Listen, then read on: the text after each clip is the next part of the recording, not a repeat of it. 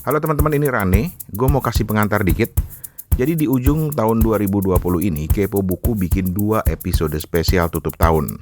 Yang pertama di episode kali ini, yang lagi lo dengerin ini, kita khusus membuat semacam kilas balik hal-hal yang paling berkesan dari para host Kepo Buku, Steven, gue, dan Toto, yang terkait pengalaman kita masing-masing dengan buku.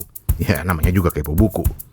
Terus di bagian kedua, ini agak internal, bukan agak sih, emang internal banget, internal Kepo Buku. Tapi setiap host akan melakukan evaluasi terhadap podcast kita bersama ini. Ini sebenarnya sekali lagi internal, tapi bodo amat lah. Sekalian aja kita share dengan teman-teman baik Kepo Buku, siapa tahu nanti ada saran-saran lainnya. Tapi oke lah, kita mulai dulu dengan bagian pertama.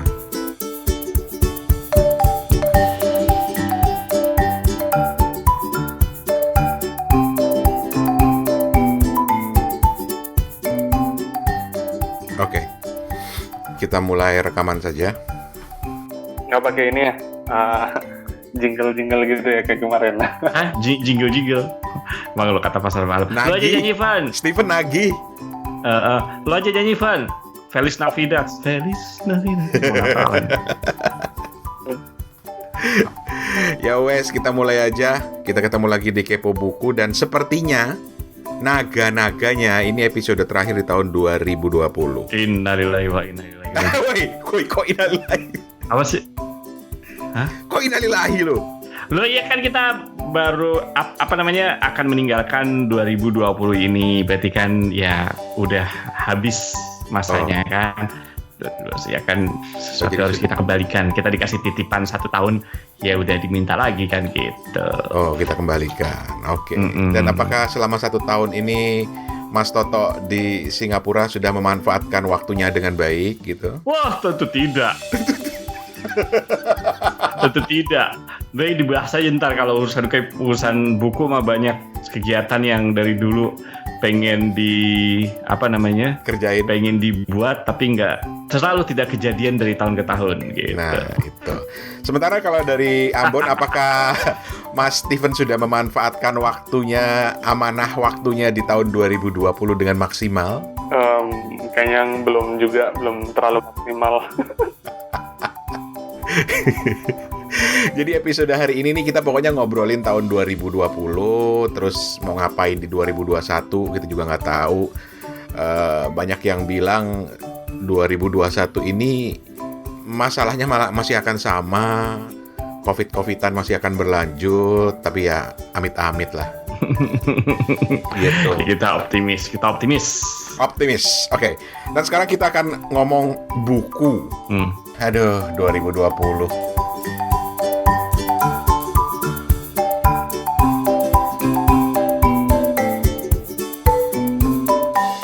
Kalau harus melihat ke belakang dari segi kebiasaan lo membaca, tadi kan lo cerita Tok, banyak yang belum kesampaian. Jujur, woi, jujur. Iya, jujur. Ya, apa terusin dong lu? Ya itu makanya gue nanya. Host kok di pertanyaan digantung. Kan biar dramatis gitu loh, dikasih pause sedikit biar dramatis gitu. Terus habis itu Toto nyambung dengan suara yang sedih gitu. Ya gimana ya, gua merasa orang tuh kalau sebagai moderator tuh pertanyaan jelas, jangan digantung kayak biji aja digantung. Biji mete tuh kan digantung tuh, jambu bijinya di luar. Lu mikir yang enggak aja sih, apa ya?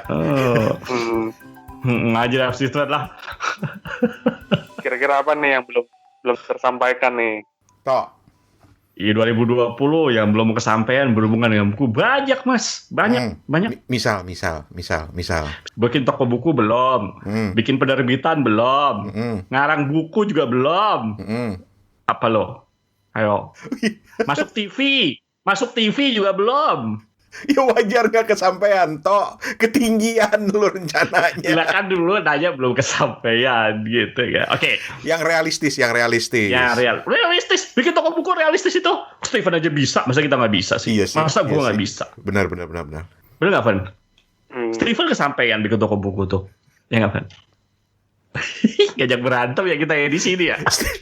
Steven lagi mikir jawaban gue ntar apa ya. Tenang, Pen, lu masih punya banyak waktu. Kalau Toto yang ngomong kira-kira 2 jam lagi baru kelar. Iya, Tok, lanjut, Tok. Oke, kalau ngomong yang bukan biasa-biasa aja, tapi ini syukur. Makanya Lanjut. Makanya kalau lagi rekaman tuh jangan sampai gigit-gigit kunci Inggris. Lanjut. Tapi ada beberapa yang misalnya di tahun 2020 ini yang di awal, ingat gak gue awal-awal mungkin akhir-akhir 2019 kali yang gue bilang gue pengen baca satu topik yang deep banget, kemudian gue bikin cross reference gitu kan ya. Itu belum kesampaian. Contohnya dong, contohnya. Contohnya misalnya topik yang yang menarik buat gue, misalnya awal tahun 2019 tuh gue topik mental health gitu kan ya. Lalu gue pengen baca tuh. Nah itu udah kelihatan. Ya kelihatan kan, gue kan ngeliat lu sebagai calon gitu ya. Atau serius, udah kelihatan dari awal tahun lu emang minat sama topik mental health. Oh gitu. Iya, gue calon. Misalnya gue calon buat lu calon buat gue ajak diskusi, maksud gue gitu. Oh boleh. Alhamdulillah. Terus. Itu sih paling gitu. Apakah 2020 pada akhirnya lu berhasil mencintai atau lebih mencintai buku-buku fiksi? Tidak. Lu kok kayaknya bangga banget jawabnya? Ya bangga tuh. This is what I am. Oke. Iyain aja deh. Terus. Gue bangga lah, memang itu adanya. Gue tidak lebih mencintai buku. Artinya gini loh. Kalau gue lebih jujur secara statistik gitu ya, secara angka, ya gue memang lebih banyak baca non fiksi gitu daripada fiksi. Bukan berarti gue benci fiksi, tidak. Jadi itu ya yang belum kesampaian lah. Teman-teman, Toto ini adalah salah satu dari 3 host Kepo Buku yang punya hobi aneh. Apa tuh? Hobinya belajar. Kagak, hobi gue nggak belajar. Orang tuh hobi tuh sesuatu yang entertaining gitu loh. Hobi belajar, pantes aja bini lu bilang, ini kenapa sih laki gua hobinya belajar? Tadi ini kan lagi musim ujian, jadi gue lagi baru aja nyelesain ujian. Tadi gue ujian kalkulus 3. Aduh pusing juga ya, tapi menyenangkan. Lu tuh suka nyari gara-gara ya. Ya Allah. Lu nggak bosen tok belajar tok? Justru gue menemukan ketidakbosanan ketika gue belajar gitu. Oh gitu. Oke, itu Toto. Kita akan gali lebih dalam lagi dengan kelakuan dan kebiasaan anehnya. Aneh-aneh. Sekarang kita ke Ambon. Mbak, gue kenapa mau manggil lu Mbon? Karena gue punya teman namanya Ambon. Gue mau manggil dia Mbon. Jadi gimana Mbon? Astaga, maaf. Rasis lo. Tapi ini side track aja gitu ya. Dulu zaman gue kecil kayaknya manggil orang dengan sebutan itu kayak aja. Sekarang aja orang Oke aja manggil dengan sebutan suku, agama. Koek dulu gitu kan, gue kan Jawa koek, apa ya gue bilang kayak gitu, biasa aja gitu. Bengkok. Udah lanjut, udah jangan diterusin. Steven, kalau harus melihat 2020 apa yang belum kesampaian, Ven? Dari segi buku ya ini Kepo Buku, jadi kita ngomongin soal buku. Jangan jodoh lah, kita udah tahu lah ya. Enggak, khusus Steven jodoh boleh, tapi terserah Steven mau. Betul. Ya. Di 2020 nih yang belum kesampaian tuh ada sebuah proyek mini gitu ya, Bang Rane, Mas Toto, di mana aku kebalikan dari Mas Toto, aku pengen membaca kumpulan cerpen dari berbagai daerah. Maksudnya itu dari misalnya ada yang penulis dari Kalimantan, penulis dari Sumatera, dari Riau, atau penulis dari NTT, ataupun penulis yang mengangkat tema-tema Sulawesi Selatan, budaya Bugis, ataupun cerita-cerita dari Papua, yang mana juga mungkin kebanyakan kita belum tahu ya keadaan masyarakatnya di sana. Jadi kenapa aku pengen membaca dari berbagai daerah ini? Salah satunya mungkin untuk variasi tema, apakah yang akan mereka angkat itu kan menjadi sebuah tantangan juga kan untuk mengangkat apa yang menjadi keresahan mereka gitu. Mungkin di satu daerah tuh, di daerah Jawa, mungkin kebanyakan mereka bisa bercerita tentang urban, kehidupan perkotaan, kehidupan kantor gitu kan. Apalagi kalau penulisnya anak-anak muda, tapi ketika di daerah, apakah di beragam tempat di Indonesia misalnya mungkin yang diketengahkan tuh adalah budaya, yang diketengahkan tuh adalah hal-hal yang berkaitan dengan lingkungan, ada tambang, ada ketidakadilan masyarakat yang dirasakan gitu. Itu sih yang mungkin akan dilanjutkan di 2021. Lo emang di 2020 udah sampai mana lo? Udah baca cerpen dari mana aja? Di 2020 ini adalah tahap ini ya, mengumpulkan bahan-bahan. Jadi terima kasih untuk toko buku H. Kalau misalnya Mas Toto, Bang Rani inget yang pernah ngiklan di Kepo Buku. Iya.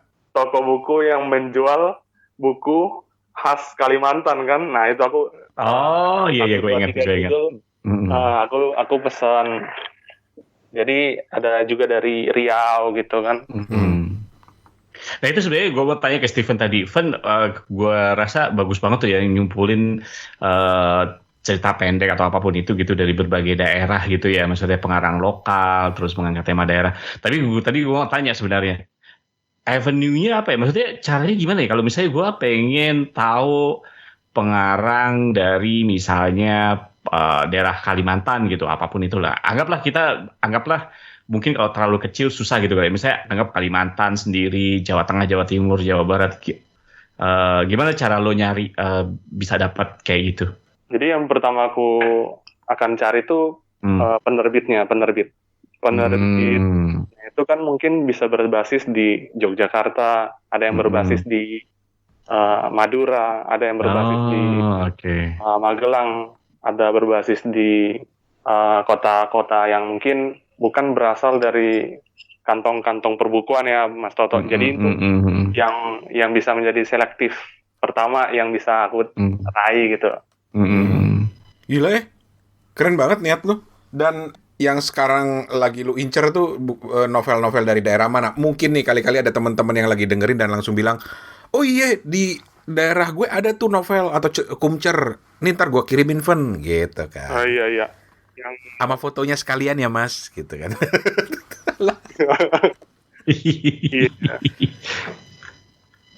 Yang mungkin masih kurang tuh di Sumatera sama Kalimantan. Sumatera sama Kalimantan, oke. Iya. Oke, kalau dari Ambon sendiri ada nggak? Kalau dari Ambon belum juga. Oh belum ada ya? Cerpen-cerpen dari Ambon gitu masa nggak ada sih? Setahu aku masih belum ada.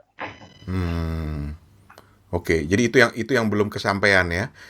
Jadi sekarang lu dalam tahap ngumpulin dan nanti di 2021 lu akan mulai melakukan itu ya, mulai membaca atau masih terus mencarinya gitu ya? Iya. Jadi beberapa yang mungkin udah aku kumpulin ya aku bisa share di sini. Ada kumpulan cerpen Tambang Nanah Hari B. Koriun dari Palagan Pustaka. Palagan Pustaka ini berasal dari mana ya? Dari dia nggak ini ya. Kalau Steven nggak hafal itu keren gitu, karena saking banyaknya kan. Alasan buku tuh. Terus ada Nurila Ahmad, Cara Bodoh Menertawakan Tuhan dan Cerita Lainnya. Ada Agus Sakai, Pendar Ungu dan Merah Latu. Ada Dorothea Rosa, Herliani, Perempuan yang Menunggu. Itu adalah beberapa kumpulan cerpen yang udah aku dapat gitu ceritanya. Oke. Itu dari Mas Steven. Sementara kalau dari gua sendiri sih simple aja sih. Gua tuh masuk 2020 tuh gue pengen bisa membaca dengan lebih menikmati gitu loh membaca itu, karena gue dulu suka sekali atau menikmati sekali membaca. Kadang-kadang gue nggak ada target harus selesai kapan, bener-bener gue nikmatin satu halaman tapi yang penting gue paham dan gue tahu gitu loh maksudnya apa ini dari halaman ke halaman gitu. Nah sudah beberapa tercapai sih, misalnya gue membaca ulang 1984 gitu ya, novel kok gue lupa ya penulisnya. Orwell. George Orwell 1984-nya George Orwell itu kan gue pernah baca, tapi kemudian gue baca lagi dan kali ini gue bacanya dengan gue target satu hari itu berapa halaman dan berhasil gitu. Jadi itu tantangan seperti itu dan bener-bener gue nikmati karena gue bisa membaca, memahami setiap halaman. Tapi ya baru sampai di situ. Yang lain gue belum.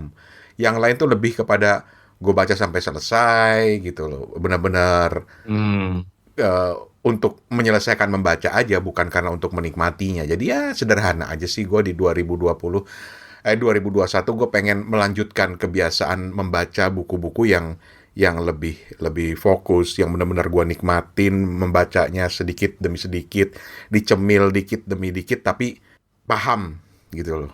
Emang selama ini lo baca buku nggak pernah menikmati? Aduh, gimana ya ngomongnya ya? Ntar gue salah lagi kalau gue ngomong bahwa gue nggak menikmati buku.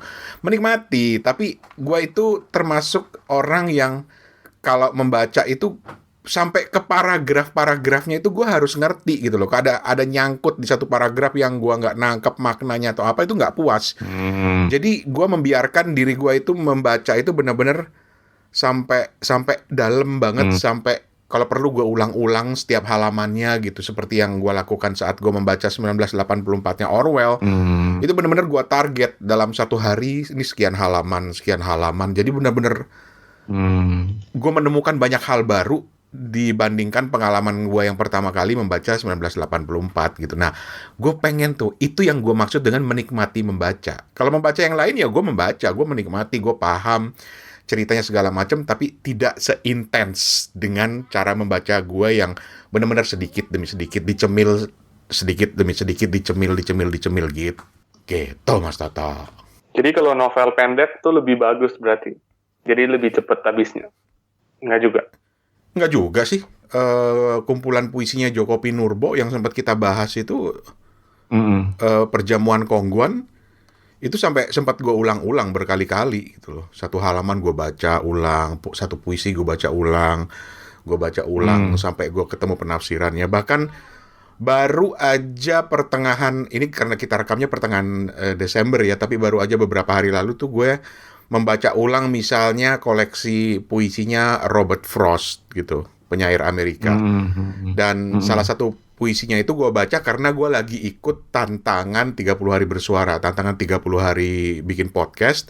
Dan salah satu tema puisinya itu adalah The Road Not Taken, itu yang benar-benar cocok dengan temanya. Nah itu benar-benar gue baca ulang sampai gue merasa oh ini maksudnya.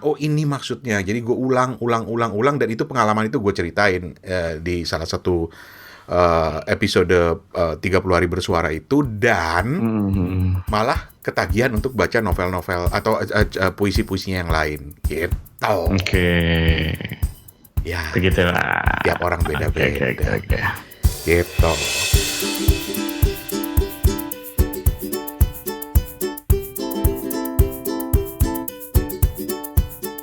Oke, pertanyaan berikutnya yang gua juga pengen tahu dari teman-teman Kepo Buku yang lain itu adalah di 2020 pengalaman membaca buku apa yang menurut lo paling meninggalkan kesan atau paling paling berkesan lah. Top of mind, langsung sebut. Hah? Apa tadi pertanyaannya? Gimana? Buku yang paling berkesan buat lo di 2020, langsung sebut. Nggak ada. Nggak ada gue kalau lu top satu buku di 2020 apa ada ya, mikir berarti kan gue nggak ada gitu aja. Berarti nggak ada yang meninggalkan kesan buku-buku itu. Jadi gini, karena gue mungkin banyak baca buku, jadi kalau top of mind ya susah gitu kalau buat gue. Makanya bukan berarti gue nggak suka gitu. Jadi kalau gue selalu mikir lu baca sejarah ya mungkin gue akan kasih ini. Tapi mungkin karena saking banyaknya dan setiap buku itu menurut gue punya bobot yang mungkin seimbang atau punya tempatnya masing-masing. Jadi kalau lu nyuruh gue nyebutin apa buku yang paling lu top of your mind, nggak ada, karena mereka masing-masing setara gitu. Jadi gue gimana ya, secara bawah sadar gue jadi gue nggak bisa gitu. Tapi apakah semua buku itu tidak berkesan? Berkesan justru karena saking berkesannya gitu. Karena setiap buku itu menyimpan kesan yang berbeda-beda buat lo. Iya gitu. Misalnya ketemu cewek banyak gitu ya, cakep semua gitu. Terus semua berkesan gitu. Lu ketika mana Ran, coba pilih salah satu. Lu mungkin akan mana nih? Satu ini kakak bisa nih yang ini gitu kalau gua gitu. Demen gue logikanya. Iya kan? Analoginya keren ya. Ih. Jadi ketika satu buku itu selesai, terus gue baca buku yang lain, bukunya juga berkesan gitu. Dan itu semua jadi memori kan satu tahun ini. Jadi kalau gue suruh pilih ya gue akan bengong, yang mana ya gitu. Ya udah, pertanyaan gue balik deh logikanya. Sebut satu apa? Sebut satu buku dan kesan apa yang lo dapat. Bukan berkesan ya, salah satu buku itu dan kemudian kesan yang lo dapat. Sano. Saudara-saudara, Toto tampak terdiam sejenak. Otaknya sedang bekerja menggali memorinya yang sudah mulai uzur.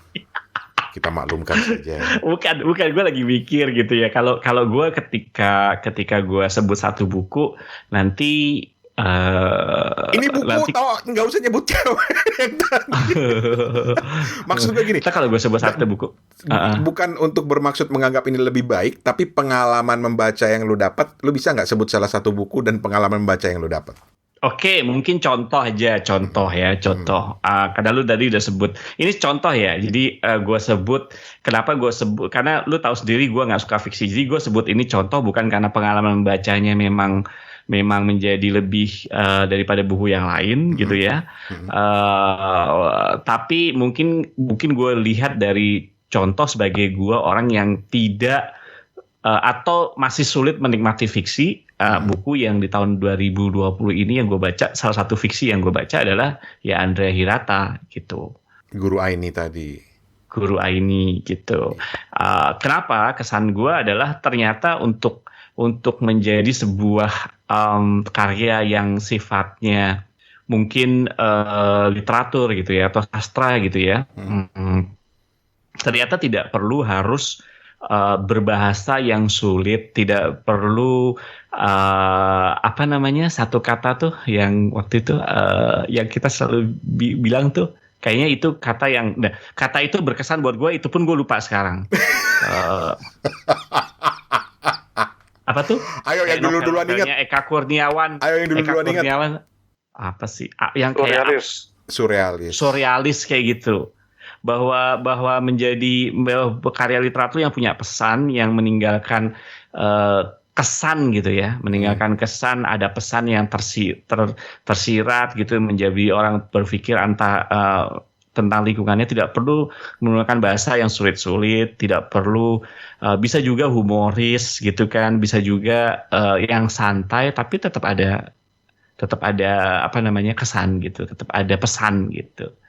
Nggak harus yang sulit-sulit gitu menurut gua. Nah itu aja sih. Tapi sekali lagi ya, disclaimer sekali lagi ya, dia bukan berarti top of mind gua. Gua memilih itu sebagai contoh, sekali lagi gua cuma bilang sebagai contoh. Kenapa gua pilih dia sebagai contoh? Kenapa nggak buku lain? Karena gua termasuk orang yang masih sulit menikmati fiksi, makanya gua ambil contoh fiksi lah gitu. Jadi lu berusaha untuk bersikap adil kayaknya nih. Gue nggak bersikap adil, jujur aja gitu. Gue nggak berusaha bersikap adil. Gue orangnya apa adanya. Gue nggak suka pencitraan. Gue orangnya apa adanya. Tapi gue bingung pencitraan. Gitu. Oke. Ya kan gitu. Lanjut, Steven. Lo nggak bisa lolos, Van. Lo juga pertanyaannya sama. Oke. Buku yang meninggalkan kesan buat lo di 2020. Oke. Jawabannya kayak Toto, awas lo. Ya memang. Ada benarnya juga sih, cuma ya udah aku pilih dua lah. Tuh kan, gue sebenarnya nggak mau mempengaruhi, tapi gue tebak kalau Steven, karena dia nggak bisa milih, dia justru kasih bakalan lebih dari satu. Masih mending lu kasih dua. Gue sebagai moderator merasa gagal. Gue episode terakhir 2020 ini. Gue pikir malah Steven tadi mau kasih 5 karena sulit memilih. Ivan. Oh, Ivan. Minimal 2 lah, minimal ya oke. 36. Oh, 2. Yang pertama tuh ini aku akan kasih tahu novel Pangeran dari Timur. Oke. Ditulis berdua Iksaka Banu sama Kurnia Effendi. Oh, oke. Novel ini layak untuk untuk dibaca di tahun ini memang, dan salah satu karya yang diantisipasi karena Raden Saleh ini kan seorang tokoh yang memiliki karisma, memiliki sejarah yang panjang juga, dan apa yang membuat novel ini bukan sekedar roman biasa adalah Pangeran dari Timur nih ceritanya tuh side by side antara Raden Saleh yang berada di abad ke-18, tahun 18-an gitu, 1800-an, sama perjuangan kemerdekaan gitu di Bandung. Ini lokasinya di Bandung 1924 gitu. Jadi roman yang dibuat oleh Kurnia Effendi juga nggak kalah asiknya ya dengan ceritanya si Raden Saleh gitu. Itu yang pertama. Novel ini diterbitkan sama Bentang dan dan salah satu roman yang epik dan menarik untuk diikutin lah. Yang kedua tuh ini ada kumpulan esai sejarah, tapi bukan semacam esai-esai yang biasa gitu ya. Ini adalah esai dari Ong Hok Ham dari Tempo gitu. Dari 76 sampai 2002 nih, refleksi seorang sejarawan atas berbagai persoalan yang dihadapi Indonesia.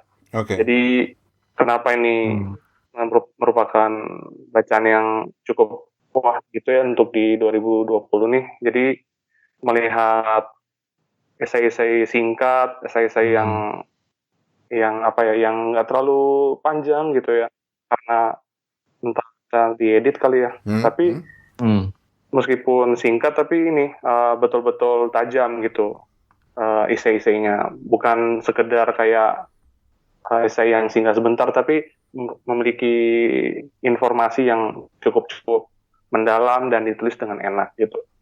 Salah satu contohnya mungkin aku akan kasih tentang monopoli. Kita tahu monopoli itu biasanya lebih bersinonim sama VOC kan, kira-kira gitu. Tapi kalau kita telaah dari esainya Pak Ong ini, meskipun yang dilakukan VOC itu udah kejam banget ketika mereka untuk memonopoli rempah-rempah tuh harus membuat ekspedisi hongi.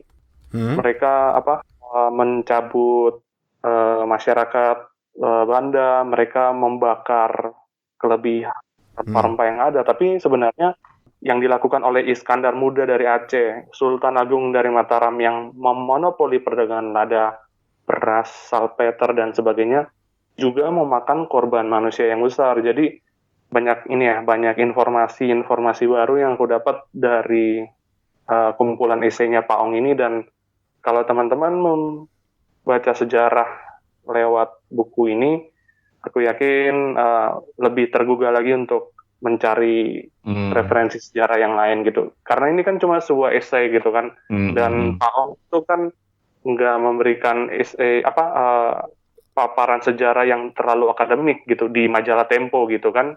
Ini sebuah majalah mingguan yang bahasanya harus cukup renyah, dan di satu sisi lainnya tuh harus tetap tajam gitu, menganalisa atau membedah sesuai dengan situasi yang lagi dihadapi nih sama si bangsa ini. Mantap. Kalau apa, Ran? Gue pikir gue bakal lolos. Tadinya gue mau langsung pertanyaan berikutnya. Ya tadi salah satunya ya gue sebutlah 1984 karena gue menemukan kenikmatan baru membaca buku yang pernah gue baca sebelumnya gitu. Tapi ada satu buku yang belum pernah diceritain di Kepo Buku, belum pernah di-review, tapi gue benar-benar menikmatinya di tahun 2020. Jadi sebelumnya gue mau izinkan gue minta maaf sama buku-buku gue yang lain ya. Minta maaf ya, gue nggak bermaksud untuk mengecilkan kalian gitu. Itu bahan gue. Ngikut aja loh. Ya itu tadi gue belum pernah cerita ini, tapi salah satu buku yang bahkan buat gue itu sampai berkesan banget, dan gue bilang suatu saat gue harus ceritain di Kepo Buku, itu adalah bukunya Hermann Hesse. Hermann Hesse, oke. Yang mana tuh? Siddhartha, oke. Kenapa? Buat gue ya kan ini sempat terjadi kontroversi lah. Ada yang bilang ini kisah Siddhartha Gautama, kisah Buddha gitu. Tapi ada yang juga bilang enggak, ini penafsiran si Hermann Hesse tentang kehidupan Buddha. Jadi kan dia bercerita tentang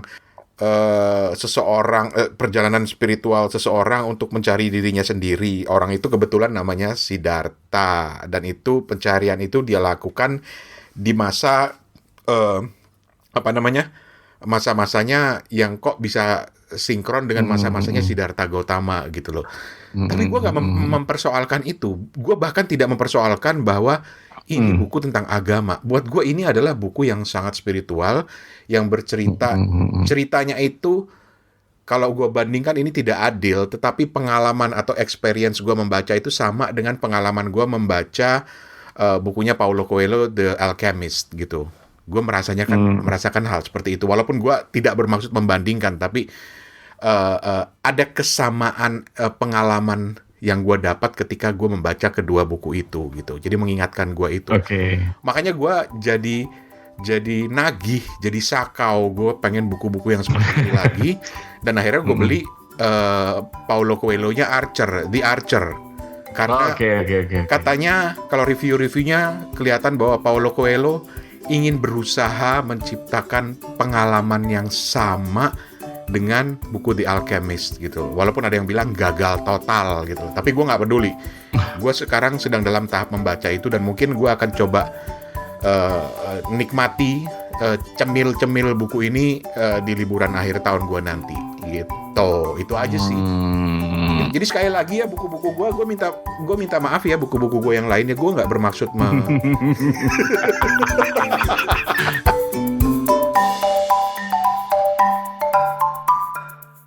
Teman-teman Kepo Buku, itu bagian pertama dari episode khusus tutup tahun, dan besok, tepatnya di episode setelah ini, ada satu obrolan panjang yang kami lebih fokuskan ke Kepo Buku sebagai sebuah podcast, dan bagaimana kita bisa lebih memperbaiki lagi podcast kita di tahun 2021.